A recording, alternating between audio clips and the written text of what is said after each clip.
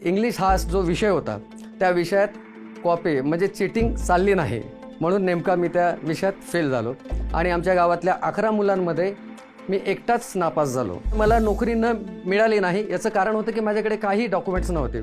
शेवटी पॉकेटात खिशात असलेले 20 रुपये संपले आणि आता काय करायचं आणि खूप अशी भूक लागलेली. लग्न झाल्यानंतर लाईफ परत खूप स्टफ झाली माझी, कारण की आई माझी आजारी पडली, बेडवर आली. आयुष्यात ध्येय, चिकाटी, जिद्द, लॉयल्टी असणं किती गरजेचं आहे ह्याचंच उदाहरण म्हणजे एक 12वी फेल मुलगा खेडेगावातला, ज्याला वडिलांनी घराबाहेर हाकललं. त्याचं साम्राज्य म्हणजे 250 कोटी व्हॅल्युएशन असलेली कंपनी आणि त्यामागचा प्रवास, हे सांगण्यासाठी मी ह्या प्लॅटफॉर्मवर आलेलो आहे. नमस्कार, मी गुलाबराव पांडुरंग जाधव. जळगाव जिल्ह्यातील चाळीसगाव तालुक्यात छोटंसं गाव लोंढे या गावातला, कृष्णापुरी हे माझं छोटंसं गाव.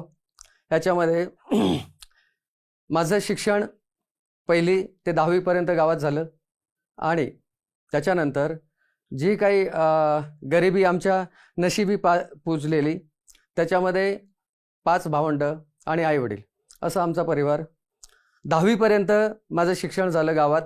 त्याच्यानंतर 12वी, 11वी आणि 12वी हे 96ला मी असताना मी नेमका 12वीत फेल झालो.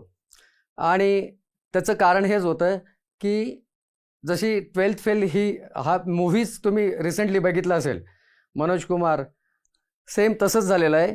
आणि 12वी फेल होण्याचं कारण हेच होतं की इंग्लिश हा जो विषय होता त्या विषयात कॉपी म्हणजे चिटिंग चालली नाही म्हणून नेमका मी त्या विषयात फेल झालो आणि आमच्या गावातल्या 11 मुलांमध्ये मी एकटाच नापास झालो. तर वडिलांना हे सहन न झाल्यामुळे त्यांनी मला संध्याकाळी खूप मारलं आणि माझा इन्सल्ट झाला, माझा अपमान झाला आणि मला त्यांनी घराबाहेर काढलं. तर संध्याकाळी रात्री 9 ते 10 वाजता मी रात्री घराबाहेर पडलो.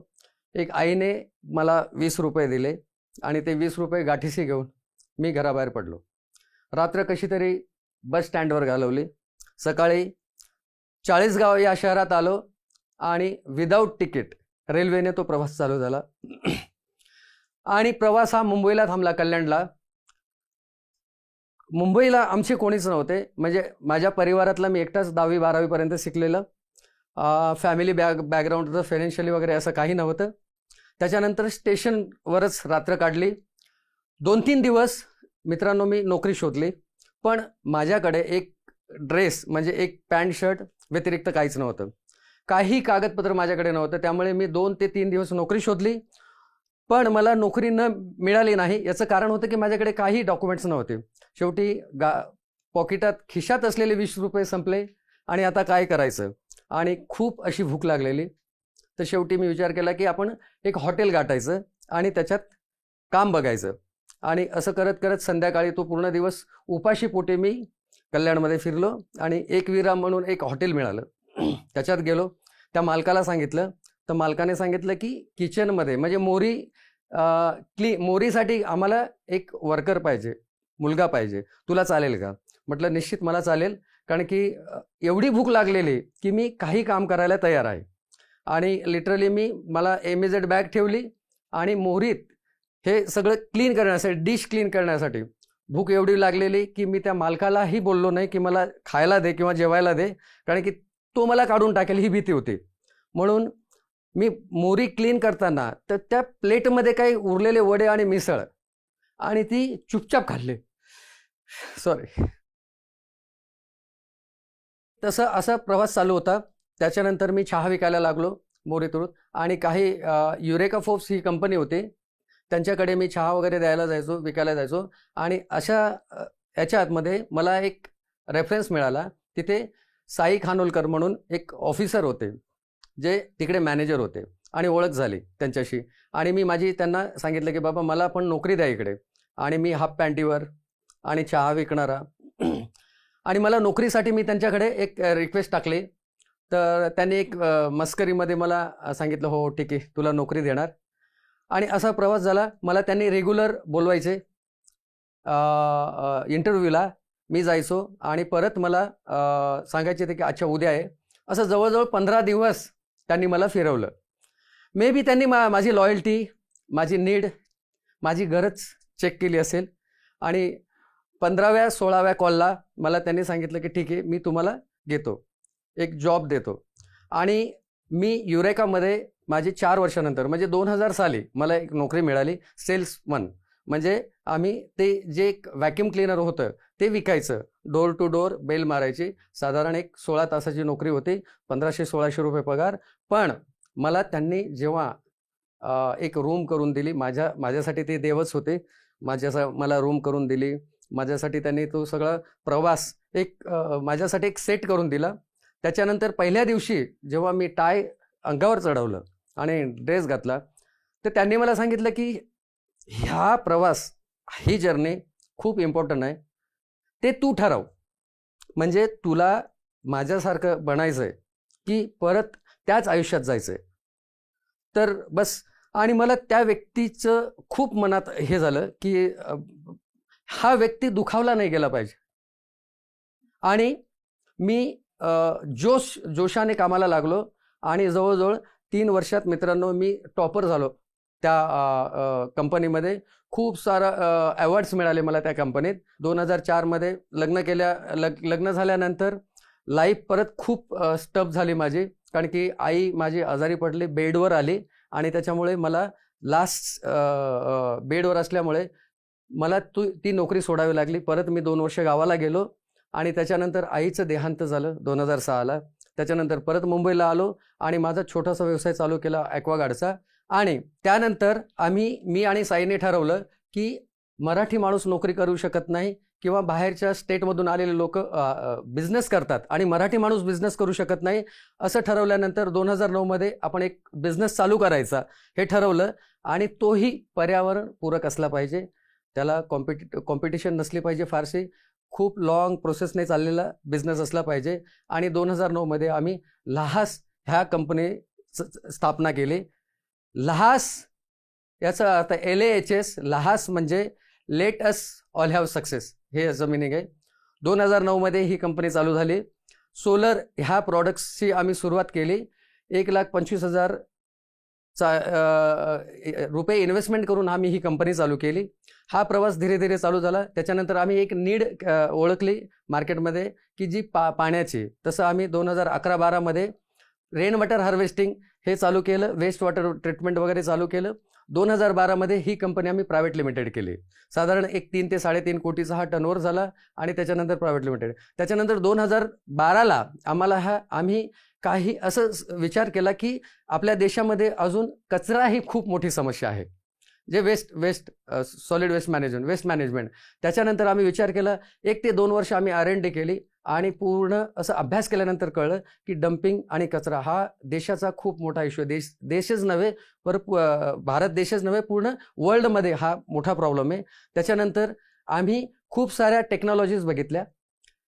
टेक्नॉलॉजीज बघितल्यानंतर असं कळलं की बऱ्याचशा टेक्नॉलॉजीज ह्या काही व्हेरिएशनमुळे सक्सेस नाहीत. त्याच्यानंतर आम्ही आमची एक स्वतःची टेक्नॉलॉजी 2 वर्षानंतर काढली, OWC, organic waste composting gold dust म्हणून. आणि ती टेक्नॉलॉजी आज पूर्ण भारताभर आम्ही जवळजवळ 300 ते 400 मशीन सप्लाय केल्यात.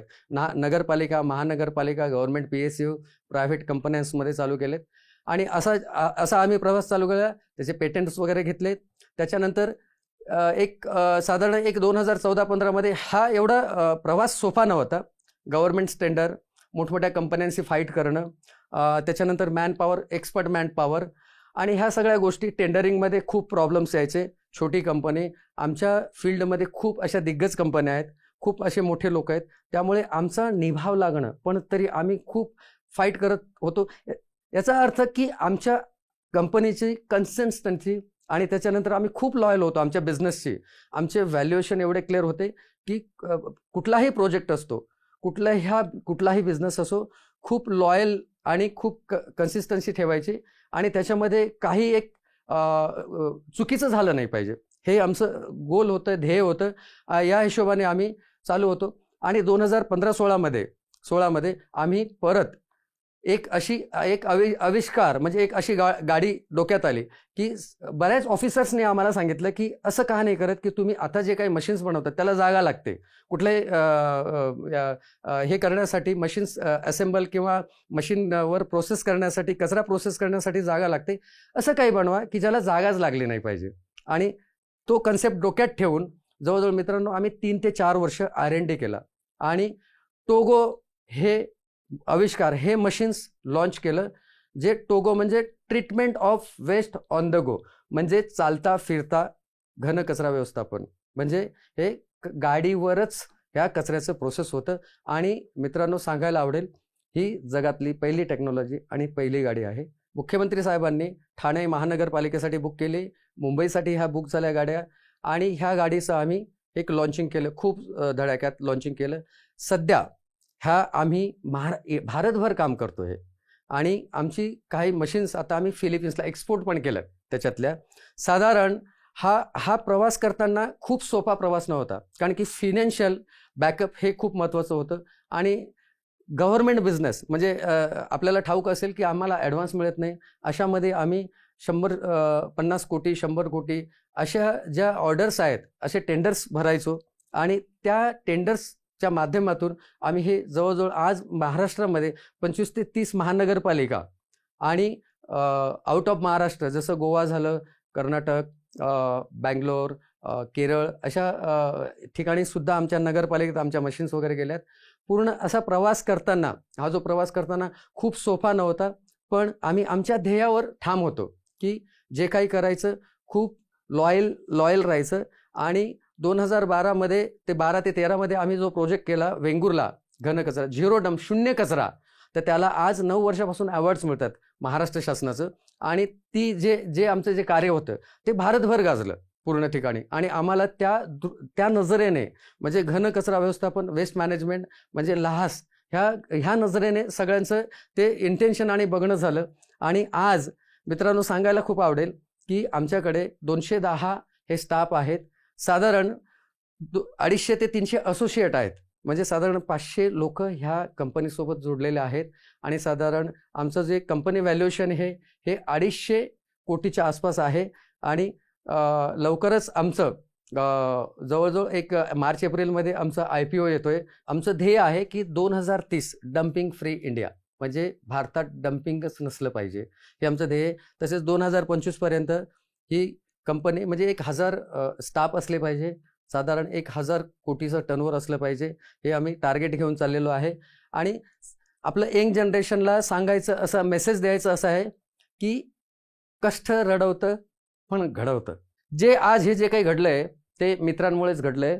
आणि एक लॉयल्टी, एक आपण लॉयल आहोत हे बघूनच माझ्या मित्रांनी मला एक सोबत घेऊन हा व्यवसाय चालू केला. आणि जे आज काही आम्ही हे उभारलेलं आहे, जे काही आज हे उभं केलेलं आहे लाहास, आणि त्या लाहासच्या याच्यावर आज स्वतःचे आमचे 5 पेटेंटेड आहेत. पेटेंट आम्ही आज घेतलेत. ज्या काही टेक्नॉलॉजी आहे, जसं आम्ही इन्सिनेटर बनवतो, reject waste incinerator, OWC, Togo हे वॅन बनवतो, तर ह्या सगळ्या ज्या गोष्टी आहेत आम्ही स्वतःचे पेटेंटेड, हे 5 पेटेंट घेऊन आज 5 कंपन्या, लास्ट ग्रेन इंडियाच्या 5 कंपन्या आहेत. मित्रांनो सांगायचं एवढं होतं मेसेज की वडिलांनी मला घराबाहेर काढलं 12वी फेल झाल्यामुळे. आणि त्यावेळेस 2 गोष्टी सांगितलेल्या की एक तर माझं नाव वापरू नको 12 फेल झाल्यामुळे, आणि मी असेपर्यंत घरात येऊ नको. तर आणि दुर्दैव असं आहे की ते या जगात नाही, पण माझा मेसेज असा असेल की आज मी एवढ्या लोकांना नोकऱ्या देऊ शकतो आणि हे एवढं मोठं साम्राज्य उभे करू शकतो. तर अशक्य असं काही नाही आहे. तर हे जे काही उभारलं आणि ते केलं की जो एक मेसेज त्यांच्यापर्यंत पोचावा ईश्वराच्या कृपेने, हीच